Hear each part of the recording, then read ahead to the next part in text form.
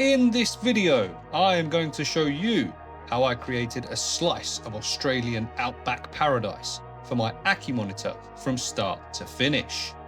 Using new methods untried by myself and sticking to some tried and true.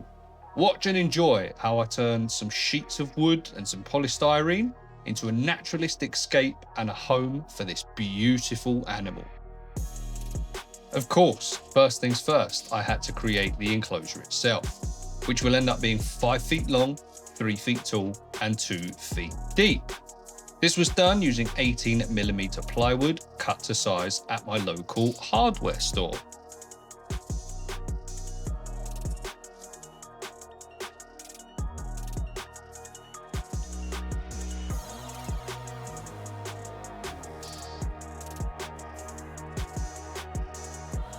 Once the box was built, it was time to stain and protect it, using a natural oak wood stain. Using a good sized roller, I had all 3 coats on in one day. Next up, it was time to add the ventilation holes. I drew my line where I would have my 3 vents, and as with every other build, started by scoring the wood on one side, before drilling out from the other side to ensure beautiful and damage-free holes. I then installed the vents and got on with the next little job. Regardless of how humid or arid the species is that is going into the enclosure, it is always good practice to seal it. And so that's what I did, using the HA6 silicone that I always use for my reptile builds. I then placed my protective sheet at the bottom of the enclosure, and this gave me my base where I could start on the fake rock work. Using a great deal of polystyrene offcuts, it was time to start building. The idea was to be fairly random and sporadic with some design in mind, but as I've said before, when I am trying to emulate nature, I use the idea of perfectly imperfect.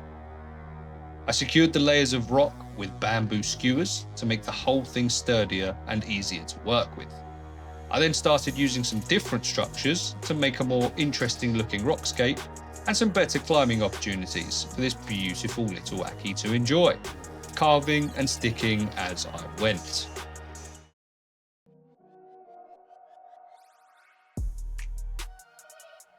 I then started building up the sides as well as the back, because this is to be a 3-sided background.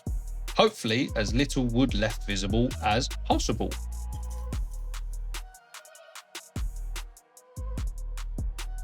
To ensure a better surface to be able to grout and stop too many big holes being left behind, off camera I filled a lot of the holes with expanding foam. Once it had cured, I picked and shaped it and was ready to do some more carving to make the scape look more natural.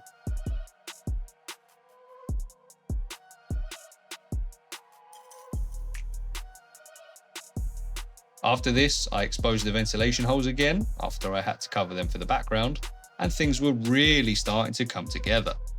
I'm just going to give it a quick hoover, quick tidy up, make sure there's no debris and little bits knocking about, and then it is time for the first coat of grout.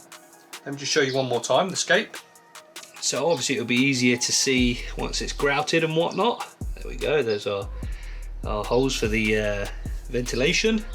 It will obviously start making more sense shortly. But yeah, as you can see, that's how we're looking scape wise.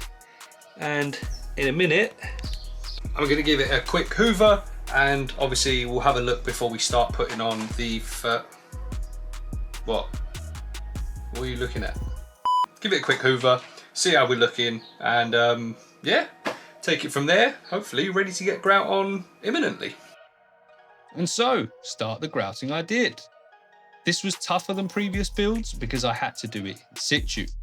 I couldn't have it on its back or outside separately. I had to do it upright and where it was sat, which made it a bit more complicated, especially considering it was a more runny mixture compared to my usual putty-like consistency. But we got it done. Eventually. Trying to get this whole background covered took a lot longer than I'd hoped, and because it was on the ground, didn't really do my back any favours. However, it did mean that I was in prime position to check out what I was doing and get some scratches.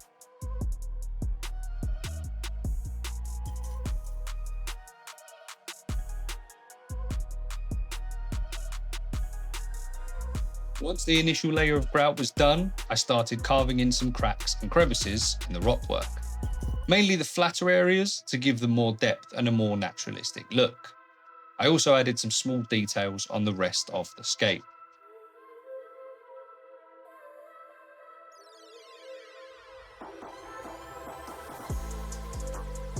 Then came another layer of grout, but luckily this one didn't have to be as heavy. All I needed to do was fill in the gaps made by the carving and touch up any areas that hadn't been covered properly by the initial layer. And here we go then, my friends. This was a completely new one for me. This was to be an Australian outback setup that required a reddish orangey sand. And for the life of me, I couldn't find any anywhere. And the reptile specific brands probably would have cost me a lot more than this idea, which was to make my own. Using kids' play sand as I would for any addition to substrate, I then added it to a bucket with water and 2 cement colour pigments, red and yellow. I went heavier on the red for obvious reasons, and then I got to mixing.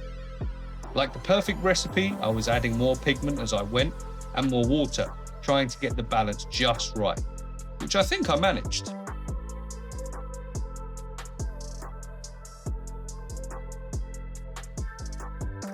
We've had a very uncharacteristic summer here in the UK this year, by which I mean it's actually been sunny for more than 3 days. So, as you can see by me and my hobbit feet here, I laid the wet and newly dyed sand out on an old sheet so it could bake and dry in the sun for a couple of days. Whilst waiting for sand to dry, I decided I wanted to still paint the background to a certain extent. Even though the plan was to cover it in sand, I wanted a base colour that would be there in case of any spots appearing where maybe the sand would fall off or not stick. And so, as many of you may have seen before, the first thing to do was to spray down the whole background with water, which will help the watered down acrylic paint dissipate and bleed into the grout better, giving it a more naturalistic look. Once the background was wet, I added the first painted coat, which was just black. Okay, so I know usually I like to do the lighting separately from everything else, but as you saw from yesterday's first coat of black acrylic, it's quite dark down there. Because of the position of where we are in the reptile room, even with the light on top of the camera, it's quite dark. So this evening, I'm going to be adding the LED bar, which is, of course, obviously, ACKIE Luminize, big old beastie, 54 watt as well, so it's quite a big unit. And that's going to go in tonight, and then I'll do a coat of the next colour of acrylic, and then get on with it.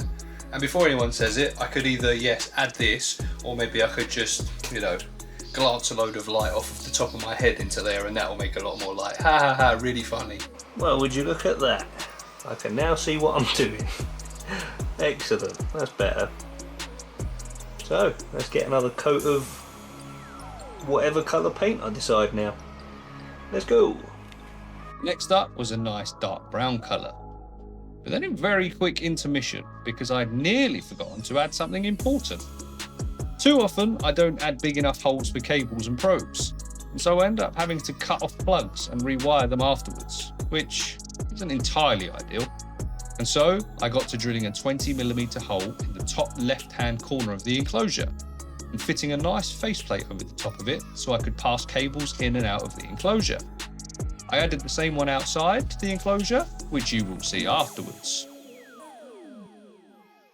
On the inside faceplate, I scratched the surface with sandpaper so that the grout I would be adding would get a better bond than it would on smooth plastic. I then added the grout, blending it into the background, and smoothed it off, ready for the painting to continue. Which went well. Why does that come out pink? That's meant to be f***ing red. That's annoying. That's literally f***ing pink. F***ing thing. Am I blind? Primary red. That's pink. F*** me. I very quickly binned off the pink and tried for a lighter brown coat. And then a yellowish coat on top of that being a bit more sporadic with where I was spraying it so it didn't look too uniform. Another brown coat, and then between those coats drying, I went out and bought a new red acrylic paint so I could finally get some red on the background. Well, yeah, that's right. For some reason, it ended up coming out pink again. I, at this point, was absolutely fed up. As you can see here, it is a completely different brand, so I was hoping that it would work this time. It did not. At this point, I just decided to give it a go. Just see what it would do, see how it would darken up, and just take it from there. I then did a few splashes of black and really watered it down to try and take the edge off of the colour. At this point, I decided that was that for painting. Now, it was time to cover it all with home-dyed sand. To do this, I started off with a base of waterproof PVA glue, dabbing and brushing it over the rockwork, trying to get it into all of the nooks and crannies, and then throwing on the sand and pushing it down where I could to make sure it was sticking. Okay, so as you can see, the day after, that has worked beautifully. I think it's quite hard to tell on the camera, but this is a big background. So this part took me a good few days to complete, in between everything else I do at the moment. But as you can see, the idea remained the same. PVA glue and then throwing sand at it. At this point, my wife probably isn't watching this because this method of background creation made her want to chuck me out of the house. She's not a big fan of mess. And unfortunately, when you throw sand around in a room that has a fan on to cool the place down, inevitably, some of the dust will make it into the house. Very red dust that ended up on the kids. It is safe to say that Aya had to make room in the doghouse for me for a little while. I think the fact that I stayed true to the method deserves a like on the video. Don't you? Anyway, you don't need to see me glue and sand the whole background. So, ta-da! My only concern here is that the lighting and camera has made the sand look really grey and washed out. Promise it looks a lot more red, and you will see that properly later in the video. But here is how it looked completely covered after many, many days of work. Next up, it was time for heating and lighting. As we know, the LED bar was in already, so I only needed to install the heat lamp holder and the UVB unit.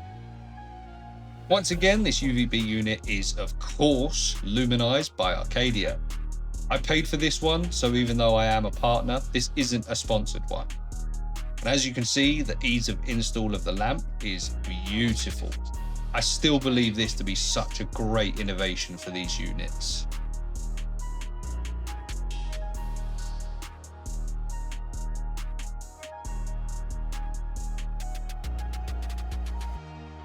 And now we can see my cable entry in action. Voila! No need to cut off any plugs. Substrate time. I won't show you the whole boring process of mixing my own substrate, but this was a 60-40 mix of topsoil and clay sand, and almost an entire bag of Habitat leaf litter thrown in for texture and added aesthetics. A nice mix up, and it was good to go. There was plenty of red sand left at the bottom of the enclosure from brushing away the excess, which was good because I mixed it into the substrate mix to help blend background and substrate into each other a bit better. I then had an idea whilst looking at this background. The red sand was almost too perfect and clean, and so I risked it and sprayed it with water, and then followed up with some sparing sprays of watered down black acrylic. Another wet down for it to bleed into the sand, and then I threw a load of substrate into the still wet background, which I think really did set it off to another level.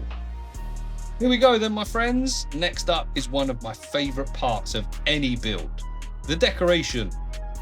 Using ideas from prior builds, I drilled small holes into the background, cable tied my plants of choice together to form tight bunches, stuck them in the holes, and covered the spots with substrate to blend it all in. I won't talk too much during this part as it is very self-explanatory, but if you're enjoying this build so far and want to see more in the future, please hit the subscribe button if you haven't already. Each and every new subscriber goes a very, very long way. I really do appreciate every single one of you.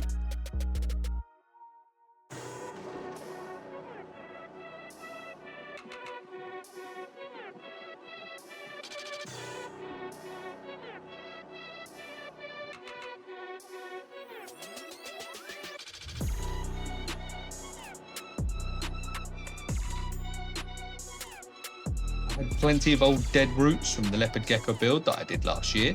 I decided to utilise in this setup, as I really think it suited the look I was going for. And as you can see by my attempted placement, I wanted it to look like there was a root system coming out and away from the back left section of the rock face. Next up were my grasses, another fun one that really changes the dynamic of the enclosure. And then a nice little cork stack for the ACKIE to hide in and amongst, or to bask on. I then used more grass as leaf litter, but then also decided to use some more of the Happystat leaves that I was gifted a little while ago. So thank you to Happystat. In my opinion, these worked beautifully in here, and I'm glad I used them. Okay, so this bit here, you're going to have to humour me. I sound like a mess. I'm a week out of surgery on a deviated septum. Anyway, that's not the point. Another Happystat goodie that has been sent to me in very, very good timing is the brand new thermostats that they are releasing. This is a dimming thermostat, but as you can see, digital display. And one of my favourite things about it, detachable probe. So if you ever want to move it inside the enclosure without having to take the lid off or move it or take it apart or this and that, you literally just unplug it, jobs are good. Digital display, I think it's to within increments of 0.1 that you can set it to. Really, I mean, I'm not going to sit here and say really good bit of kit because I haven't tried it yet. But it looks like a really good bit of kit. And like I say, this has been sent to me by Happystat. Yeah, I'm looking forward to using this, to be fair. High range. And also, another good one is it does have an over and I believe under temperature alarm. Obviously it won't happen straight away because it's got to get to temperature, but once it realises that it's up to temperature, after that, if it drops outside of a certain temperature range, it will alert you. So you will know whether it's too hot, too cold, and it will let you know. But yeah, massive shout out to Happystat for sending this to me. Excellent timing. Like I say, this is going in the ACKIE build. And I will let you know how I get on with it. But appreciate it, Happystat. Thank you very much. And let's get it installed. Very, very easy install, this one. A screw in the holder to keep it where I want it. Pass the detachable probe through the cable access. Connected it up and done. So yes, bar the glass going in, my friends. Obviously this is what he or she is in now. You see that? It's very dark by the time it gets over to that corner. It's a 4 foot or just under 4 foot by just under 18 by just under 18. Really weird sort of size. As you can see, he's getting bigger. Getting bigger by the day. In actual fact, hang on, let's get you another locust, shall we?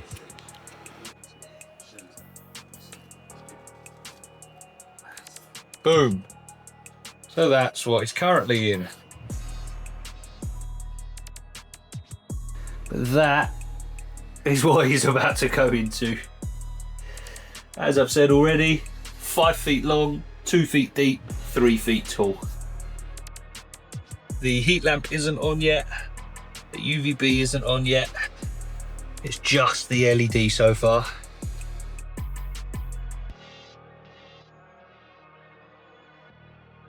The glass is being delivered today, which means that ACKIE can go in.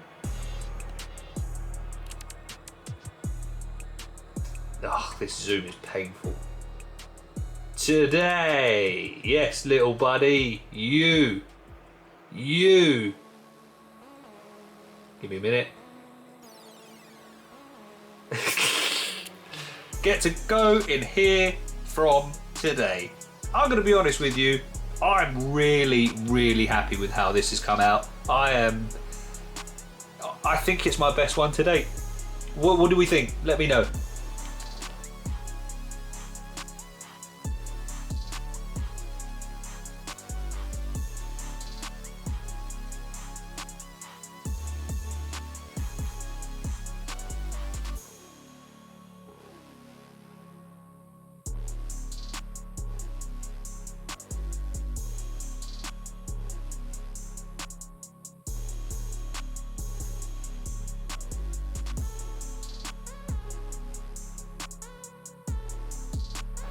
Now obviously, as you can see, I still need to move this cable and secure it out the way. But this bit here is his or her favourite spot. It's like a little pride rock, you see that? Now that he's actually coming out a little bit more, which like I say, I thought I lost him for a little while, I'm not going to lie. I don't know where he was hidden because I took all of that apart. I checked under, well, everywhere basically, and I couldn't find him, so I was like, okay, he's escaped, that's good, there goes this video. But no, seems to be up there a lot on Pride Rock, so that's cool. That is cool. That, my friends, is that. Please enjoy some B-roll of this amazing animal in their new enclosure. An enclosure that I am so incredibly proud of. From sheets of plywood to what you see now, all done for one little animal. I hope I've done this little Ackie justice, and I hope they enjoy their new home for many years to come. A very quick intermission, my friends. Massive shout out to the patrons. Love you, appreciate you. Your help is going a very long way indeed. In actual fact, it has helped me out with this build. This would not have been as possible without my patrons, so love you, thank you. If you want to help me that little bit more, the link will be in the description. You get early access to videos, you get behind the scenes views of stuff, you get discounts on merch, you get there's a whole array of things that you can get, so please feel free to check it out. 7-day free trial, and yeah, please consider having a look and helping me that little bit more. Thank you. Let's have one last look. Again, cable management needs to be sorted, but yeah. As you can see, this is how we are looking. Wow, you finished that already? Okay.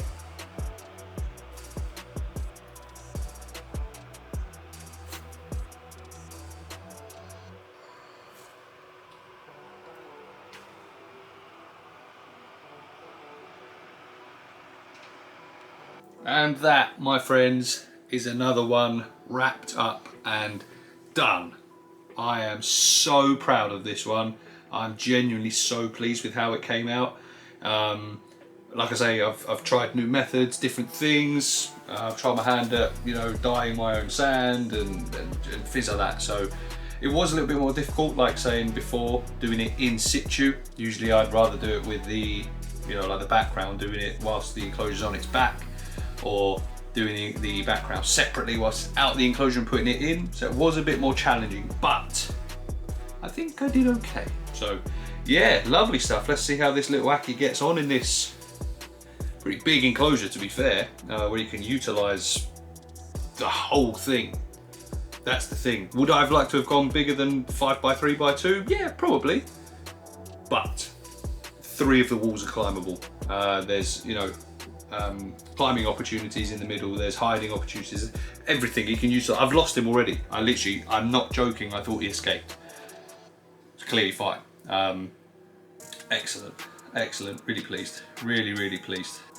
So what next for the Riddler Reptiles YouTube channel?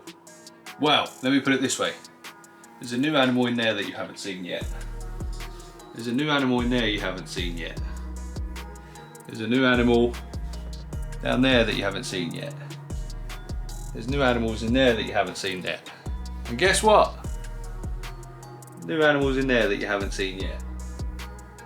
So yes, we've got some exciting things to come. I'm hoping to show you all of those new animals in a video coming soon, so stick around and subscribe if you want to see that, bell notification, all that good stuff. Also, potentially some big changes coming soon. It's still in the process of being worked out and sorted and things like that, but stick around to find out what that is. With that being said, my friends, let me know what you thought of this enclosure, this build, whether you've done these methods before, whether you're going to try them on your next build, anything like that, in the comments below, of course, and just all around let me know what you thought. But thank you so much, especially if you've made it this far in the video. I love you, I appreciate you, thank you for your support, it means the absolute world to me. Before you go, please like, comment, share, subscribe, all of the good stuff. And we'll see you in the next one. Peace out.